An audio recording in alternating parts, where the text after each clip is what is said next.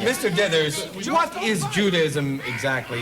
Is it just a religion? Judaism is, no, it's much more than a religion. Stevie, Francine, if you don't shut up, this priest is going to hit you. Well, if it's more than a religion, is it a way of life? No, it's not quite a way of life. You want the father to hit you? He's Irish, you know. They got a temper. What is Judaism exactly? Judaism is a way of eating.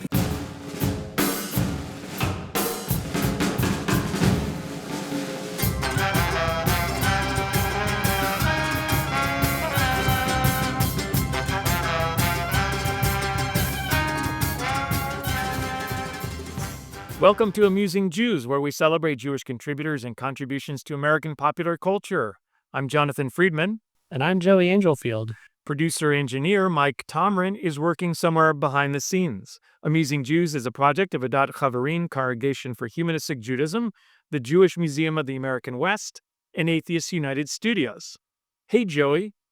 Jewish culture is much larger than Jewish religion, which makes up an important but relatively small and arguably shrinking aspect of what it means to be and live as a Jew. Yet Jewish culture, while diverse, vibrant, and complex, is not completely borderless. Tensions between particularism and universalism abound, including when we look at the creative arts. We're happy to chat with Jodi Kornfeld, rabbi of Beth Chaverim Humanistic Jewish Community in Deerfield, Illinois, and co-editor of a new book, Contemporary Humanistic Judaism, Beliefs, Values, and Practices. Jodi, welcome to Amusing Jews. Thank you so much for having me. I'm really excited about the topic, and I feel that I need to say at the outset, I grew up in a household that frequently would ask the question, he's Jewish, right? Whoever it was, right? Danny Kaye is on some show. Danny Kaye is Jewish, right? And then it goes beyond that with Sandy Koufax, of course, that he's Jewish, that. And I seem to have passed that trait along to my son so that he'll send me little links to things. Did you know he's Jewish? And so clearly one's religious observance was not at issue. It was one's identification as being Jewish. In the book, Contemporary Humanistic Judaism, you describe the Jewish cultural canon as the various ways Jewish experiences and memories are expressed through literature, theater, visual arts, music, movies, and other creative forms. How does this canon differ from a religious Jewish canon? So I think part of the answer to that really lies in the question, as you've posed it, because you delineated so many different forms of creativity. As you said, these are cultural expressions, literature, theater, visual arts, music, movies, and you could have added food and humor to that list. So the religious canon, it's much narrower. And of course, it's considered closed, even if there's some evidence to the contrary. So for instance, another version of the book of Isaiah was found after the Bible was canonized, and it's on display in Jerusalem, but it's not part of the Bible, even if it corrected things or added things. So the religious canon is limited to religious texts, such as the Torah and the Talmud, and it's unchangeable. Its contents were set by men, so the limit on what voices were represented is inherent in that. And while Torah and Talmud could be considered part of Jewish literature, the cultural canon is so much wider. It's subject to additions and substitutions, I suppose would be another way of putting it. And it's representative of so many more voices. It's almost a paradox to call it a canon, because a canon is implied to be a closed body, but canon can also represent a larger body of work. So the canon of American literature, for instance, and it continues to grow. So I think size and breadth would probably be good descriptors of the difference between the two.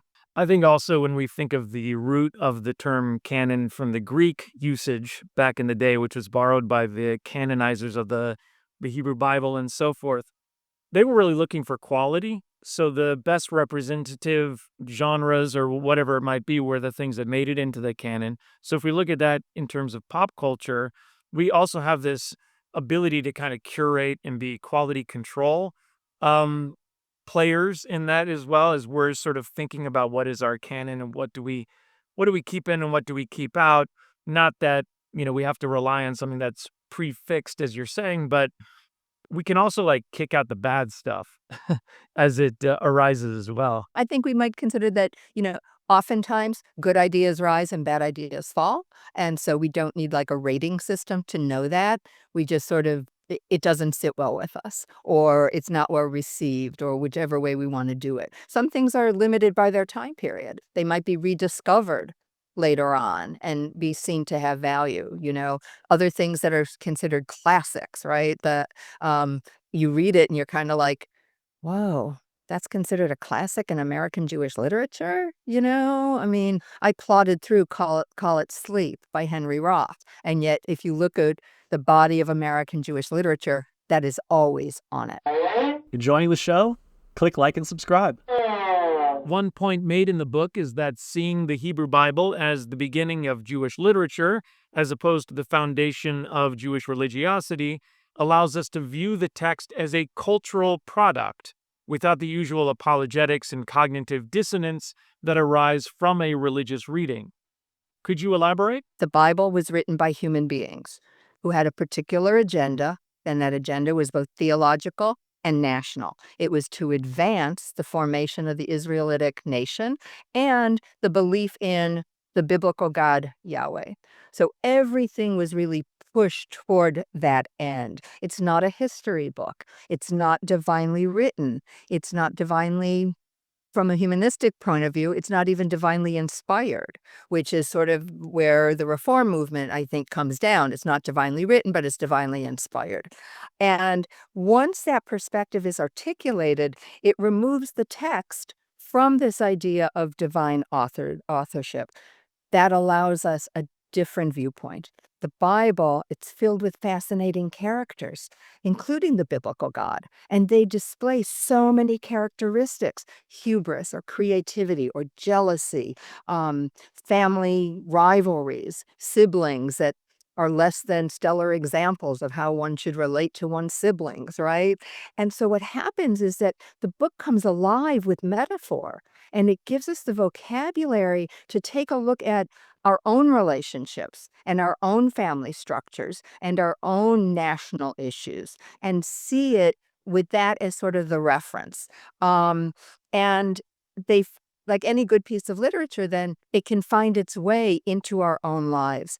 The other thing that viewing it as a cultural product does is it grants accessibility to the text for people who otherwise might feel either alienated by it, they might feel completely disassociated from it, with the idea that if I don't believe what's in there, let alone believe that anything happened, but if I don't believe the dogma and the religious precepts that are in it, I can't have anything to do with it. Once you view it as a cultural product, that all changes. And instead, you can see it as part of our shared textual history. And we don't have to believe it because we know it's not true. It's stories. And approaching it that way really does allow a multiplicity, of viewpoints and interpretations. There's no single one. There's no, I'll use the phrase, there's no way it's just from Sinai, right? As we take a look at this. Instead, my own personal experience of coming to that realization that it was a text that was accessible came through my studies at Spertus Institute, Spertus College in Chicago. I took every biblical class that a professor named Rachel Doolin taught. And from her, and I told her when I graduated with my master's, I said, you profoundly changed the way I think, because this was no longer a text that only Orthodox men or only Orthodox conservative Jews could relate to. I could then understand. She would say, ancient people are not primitive people. And suddenly what I was realizing is they're people. They're human beings. And what they went through in their time, we're going through in our time. And so what can we do with that? The other thing that I think viewing it as a cultural product does is it allows for additional artistic interpretation. So the book of Job, for instance, being really the thematic plot line of A Serious Man. That film. When we take a look at the story of the Akedah, the binding of Abraham and the binding of Isaac by his father Abraham, we can take a look at the sculpture that was done by George Siegel, and he calls it Abraham and Isaac in Memoriam of Kent State.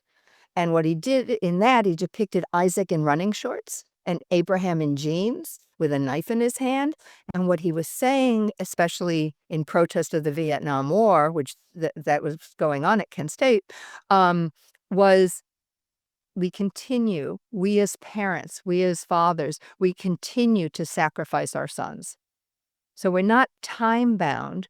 The Akedah isn't seen as a statement of faith, seen as a question of how can you possibly behave that way? Yeah, it's often the case that if we're not reading it from the apologetic, everyone who's, a protagonist in the Bible is heroic and flawless and so forth, that we could actually learn from their misbehaviors what not to do. Absolutely. And we become a participant in that dialogue. So where the Bible, unlike the Talmud, isn't a recorded set of discussions, we as the reader enter into those conversations. We can feel very free to judge every single character, all their flaws, their ethics, their behavior, and that includes the human-created literary character of the biblical God. Your essay in Contemporary Humanistic Judaism is titled, "Of Course There's Jewish Art." What prompted you to write an essay with such an emphatic title? So I've pretty much always had an interest and a passion for Jewish art. I've studied it, I've written about it, I've done some presentations about it. In fact, for my doctoral project at Spertus, I wrote about Jewish art as polemic, where I argued that throughout the Jewish historical experience from ancient times until modern, Jewish art held messages that would be really understood only by a Jewish audience, but wouldn't feel threatening to the majority Christian culture, or whatever the majority was where Jews were finding themselves.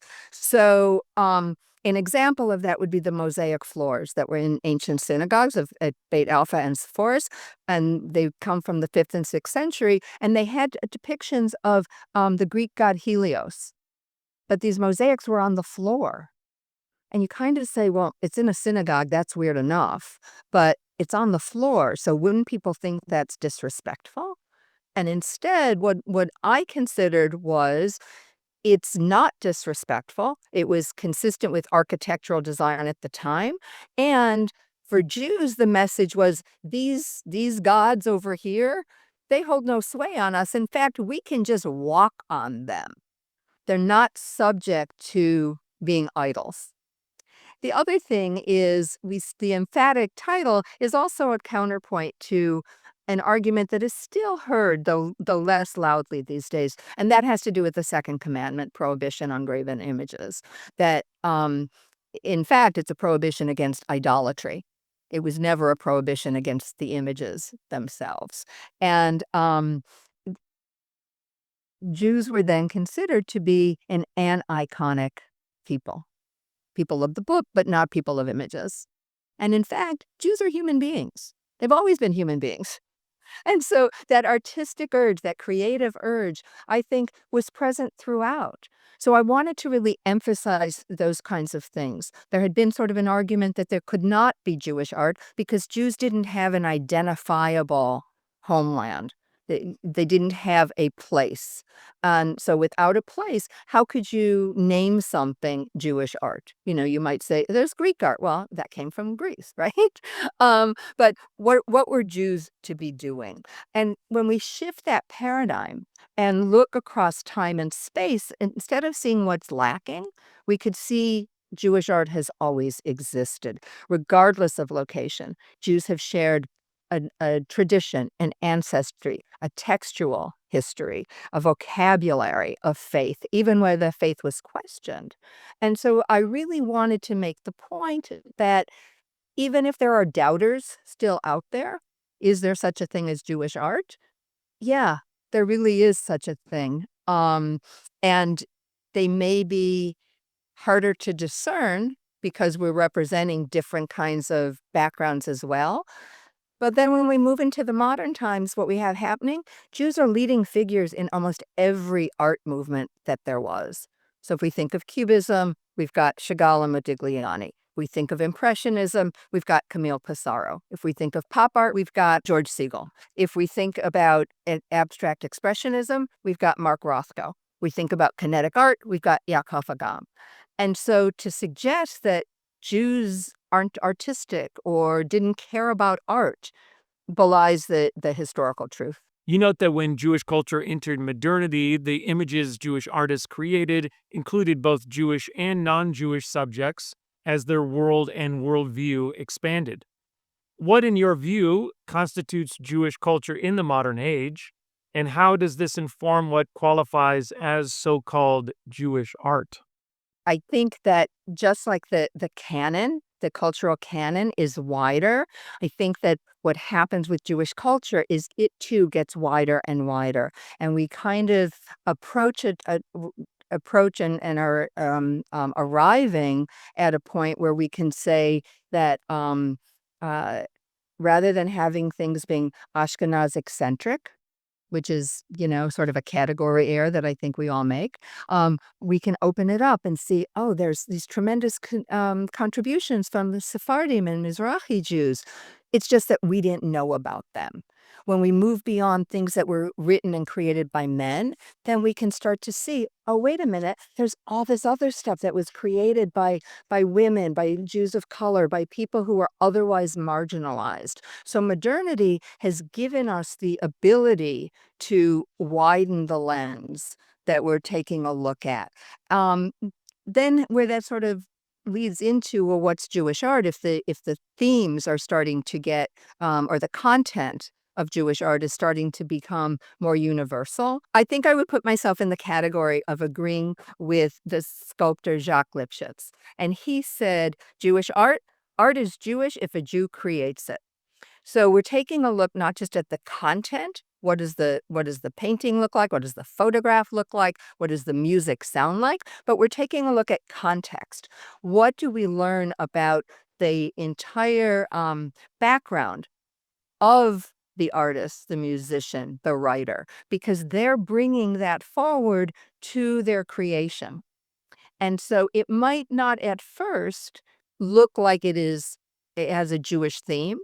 But I think when we really step back and widen the perspective, we're learning a lot that can happen. Camille Pissarro is a good example. He was an atheist. He wasn't a practicing Jew. He and his brothers all had biblical names.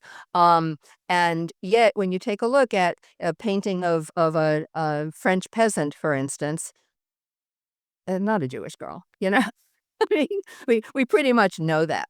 Yet, he was one of the leading artists who spoke out against Degas when Degas was doing his anti-Semitic rants, right? So his Jewish background informed how he was living his life. And I think that we do that all the time. So with this broader definition, we're able to bring in an ever-increasing number of experiences and move beyond Jewish art simply being perhaps crowns on a Torah cover, ritual objects. Here's a nice menorah and it's decorated well, or here's a cute dreidel or whatever that might be. Yeah, you're reminding me years ago when I was in a band called Rabbinical School Dropouts. It was sort of a esoteric space klezmer ensemble, as we called it. We were interviewed by the Forward, I believe, and someone there asked me, what makes your music Jewish? And being in my early 20s, I wanted to be cheeky. And I said, I'm Jewish, so everything I do is Jewish. And more as I've gotten older, I appreciate the wisdom of my younger self, because that's actually true. Exactly what you're saying. If a Jew creates something, there's something Jewish about it. It's almost up to the interpreter to discover what that might be to some extent. Mm-hmm.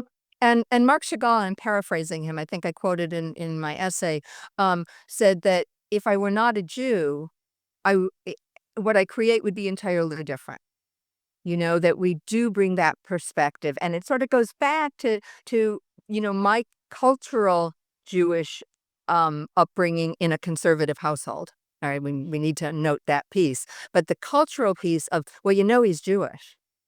I mean, Sandy Koufax didn't pitch on Yom Kippur in the World Series, but what most people don't realize is he didn't go to synagogue either.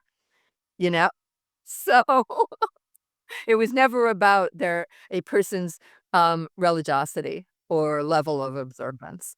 The wonderful thing about that Sandy Koufax story is because he was staying in his hotel in Minnesota during that game, every rabbi within the Twin Cities said that he was at their synagogue, because he didn't go anywhere, so he went everywhere. And, when Hank Greenberg didn't play on Rosh Hashanah, he played on Rosh Hashanah, but not on Yom Kippur, because they found some Talmudic phrase that youth were playing in the streets of Jerusalem.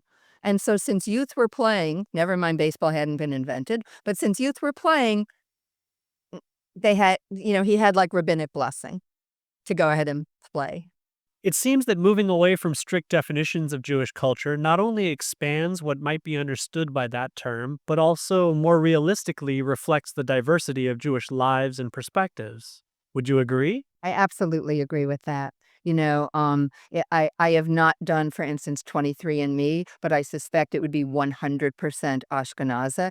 And so expanding to include the experiences of the Sephardim, of Mizrahi, of Jews of color, of LGBTQ plus Jews, of women's voices, even when I read the Bible, it's a patriarchal document, no doubt, but there were women, just like, like I said, Jews have always been human beings, and there were women in that society. So what can we tease out of it?